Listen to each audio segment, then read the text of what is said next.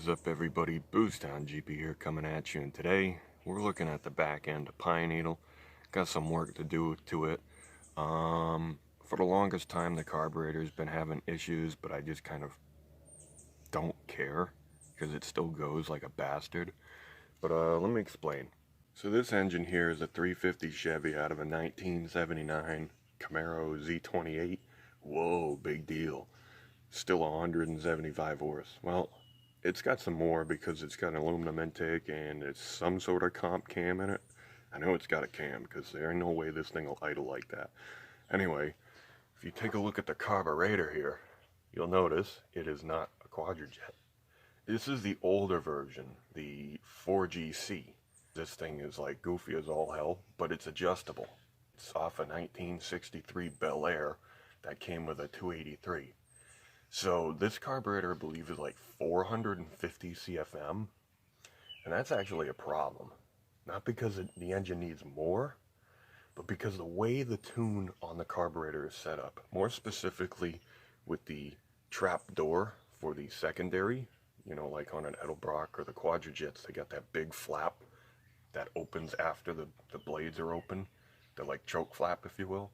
Well, on these, they're spring-loaded, just like how Edelbrock did that with the AVS series, the Thunder series.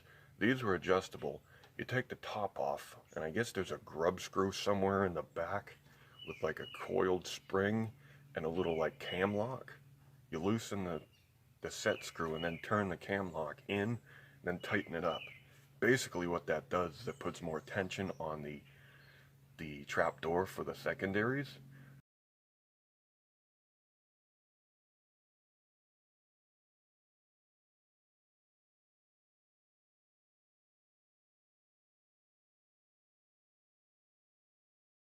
I think that's gonna fix my problem, because when I was sitting up in the engine revving the piss out of it, I stuck my finger down in the trap door and held it closed and then opened it later, just let go. Didn't seem to have a problem. So I think it's just the trap door opens too quickly because the engine's too large for the carburetor, so it's pulling too much air through it and it's kind of messing up the tune. So I think if I tighten that spring, we can solve this thing, and I can finally have full throttle, because I've been wheeling this thing at like 3/4 throttle for the whole time. I'd really like to be able to go all the way and really see if this truck can do some nasty shit out there. I mean, I know it's only a Z28 350. It's nothing special. It's who gives a shit? It goes like a bastard, I'll tell you that. And it sounds fucking sick on the idle. So I could probably do it here, but I feel like starting it and bringing it over to the garage because I don't feel like walking to get tools.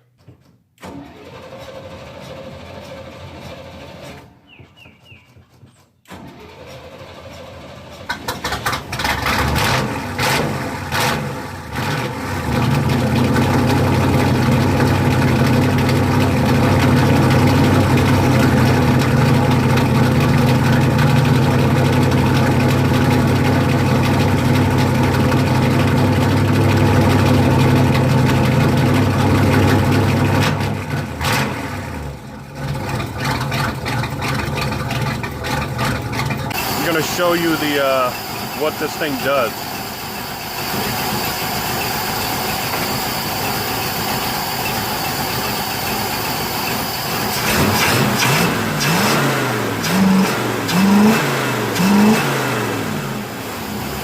Now,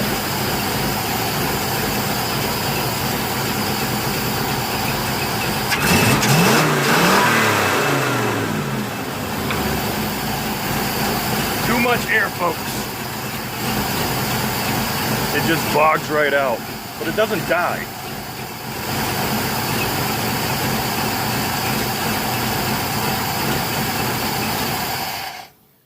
Okay, so let me climb in here. So basically that test was me just holding the air valve closed, and as you saw, it seemed to take off a lot better in the RPM. It wasn't doing that bullshit that people don't like. So I've never had one of these apart. So The information on the internet is awful at best nowadays because everybody's so fucking hard up on the LS bullshit that you can't find any actual old information. So trying to find somebody that actually knows what one of these carburetors is, I couldn't find anybody. They all just tell me, oh, it's the Quadrajet, it's the Quadrajet, it's the Quadrajet. Look up Quadrajet shit. I'm like, it's not. How are you gonna be 70 years old and not know what a 4GC is? Sorry, folks, for some of you out there. But you gotta stick with the old school shit like this because there's not anybody anymore that knows this shit. I don't give a fuck about if you can LS swap a car. Boring. Do something interesting. Keep the old knowledge alive, and maybe we as human beings will be fucking saved. Because right now, I don't think that's the case. I think we're all fucking royally screwed. Because everybody wants to just take the easy way out when it comes to building shit. And I'm not a fan of that. So they're disassembling this thing. Hopefully I remember where all this crap goes. Accelerator pump, all that shit.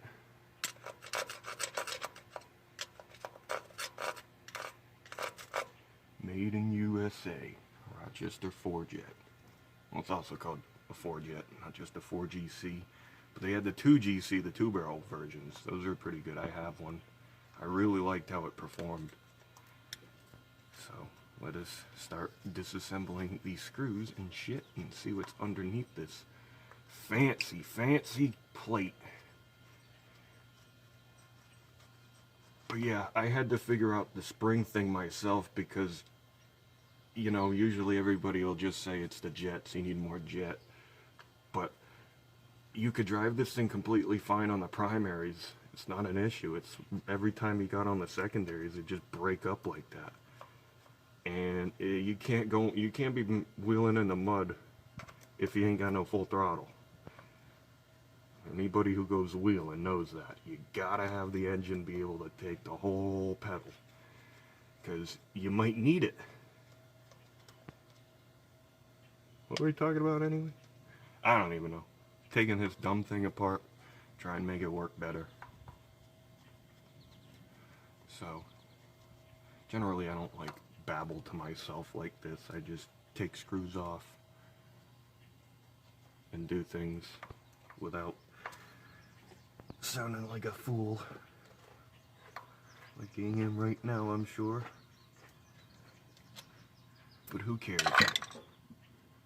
We seem to have missed a screw, so that could have been, that potentially could have gone really bad. There it is. It's hidden in the back. So now there shouldn't be any more screws.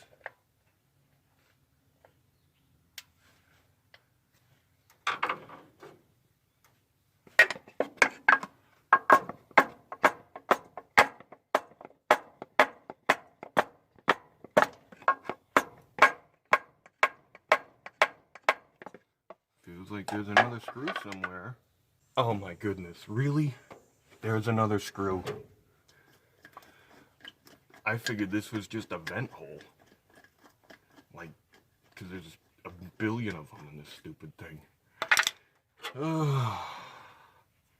This is why the old school shit, you gotta, like, hang on to it. Because once people stop knowing how to do any of this shit, we're in serious fucking trouble, people.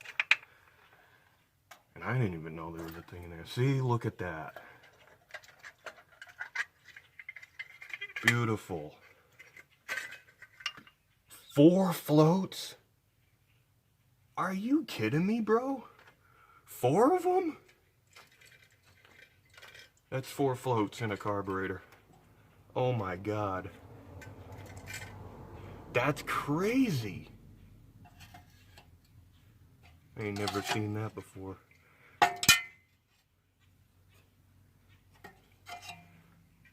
I I gotta get this top piece so it doesn't flop around. Well, I want to put this accelerator pump back in this fuel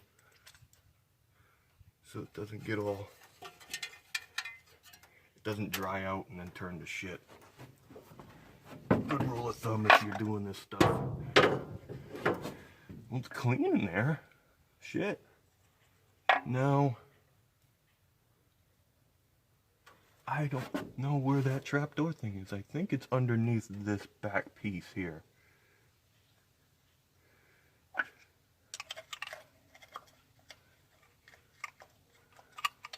It has to be. It's got to be in there. Okay, don't do that. It's trying to blow the freaking air bleeds out. But that didn't work so well. Gasket's intact, so I'm good with that. Let me just take this off. I don't know how long this video is going to be, folks, so you might be in for a treat. Or it might turn out like crap. But I've never done this before, like I said. So this is a whole new experience for me. And so far, I really like the way this carburetor is. You got 4 floats. Well, technically 2 floats, but they're really wide. And there's a lot of fuel in this carburetor. And I like that because you can have kind of some fuel issues. Oh, the jets are right there. Nice. Dude, this thing is beautiful. So I would assume you just pry that right off. And I think this piece needs to come off too. But the screwdriver is too big, so I'm just going to pull it past. So that's the secondary emulsion tubes.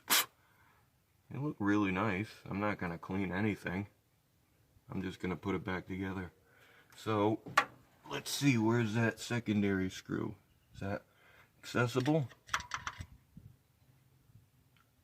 It might not be. I hope I don't have to take the carburetor off and it's underneath. I wonder if that's it. I wonder if it's underneath this bottom plate. Which isn't a big deal to remove the whole carburetor. But you might have to do it from underneath because I can't see any axis. Hold on, let me show you.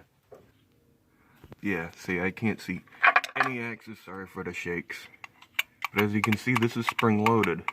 And you see how just soft it is. So the second the engine is like touching the secondaries, this just opens right up. You don't want that. You want a lot more tension. Like, honestly,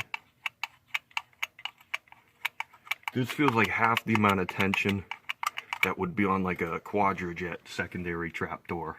You know, the big ones on the top here, folks. This feels like half the spring tension, so yeah, it definitely needs more. But I don't see, because on the schematic it showed there was a thing back here that you turned in, but I'm wondering if it's under here because see the steel or the cast iron plate, the base plate? I think it might be from the bottom. So I gotta put this all back together, make sure it runs, and then just take the carburetor off, I guess.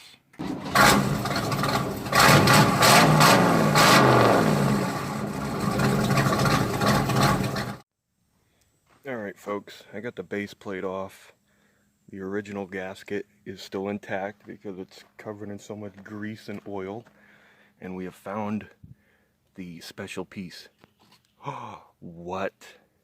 These bastards made this thing removable? So let's see. I'll show you closer up.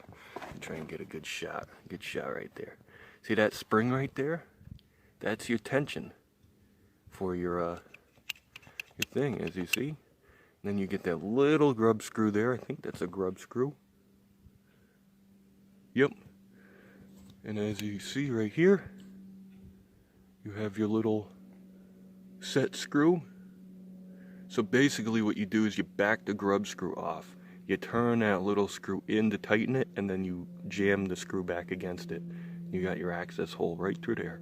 These guys are geniuses. This is why I love carburetors. Like, who does that? And then you just put it back in. Just like that. And you're good to go. Fully adjustable, my man. Holy crap, I can't believe this. This thing is so cool. I went and adjusted this thing.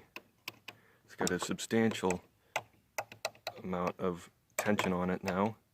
Now the screwdriver just itself doesn't just, the weight, I gotta push on it pretty good. So what you have to do is when you release the grub screw, you have to turn this tension screw backwards, counterclockwise. And then you have to hold the screw while you tighten the grub screw to lock it in. And that should be it. That should be the only thing I have to do to this carburetor to make it work on this engine the way it should now. And if it works, oh, I'm gonna be so happy. So happy, it's gonna go so good in the mud.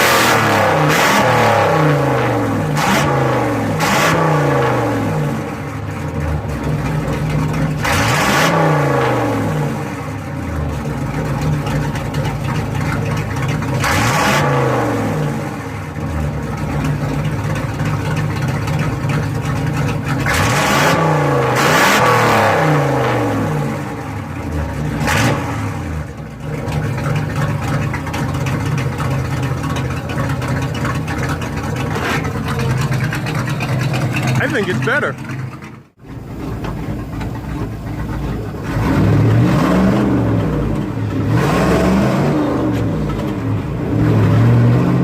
Woo! Holy fuck, you can actually put your foot down. Oh my goodness.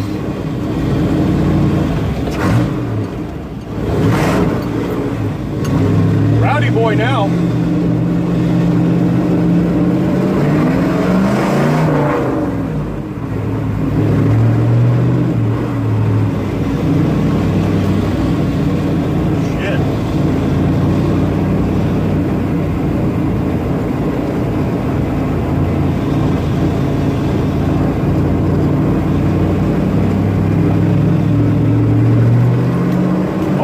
God, that's so much better.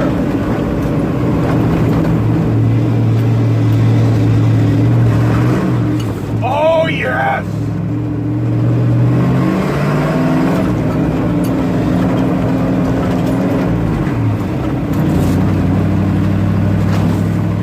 Fourth gear, we never were able to do this because it would just fucking stall out with no fuel.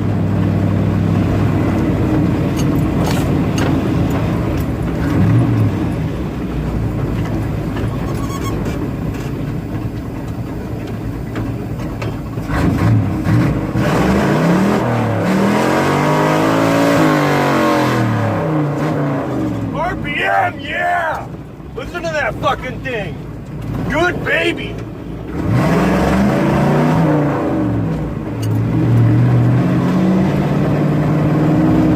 What a fucking menace!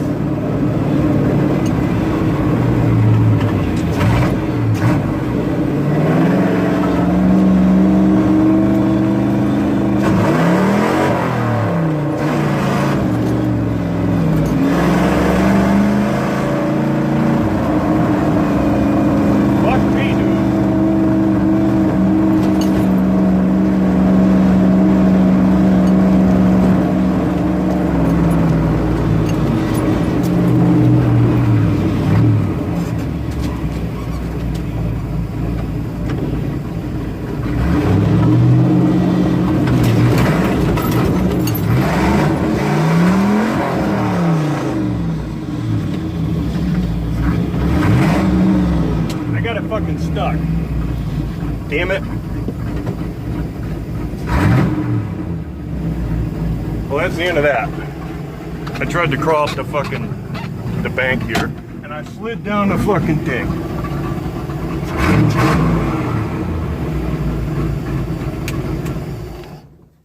Not bad though. Runs good.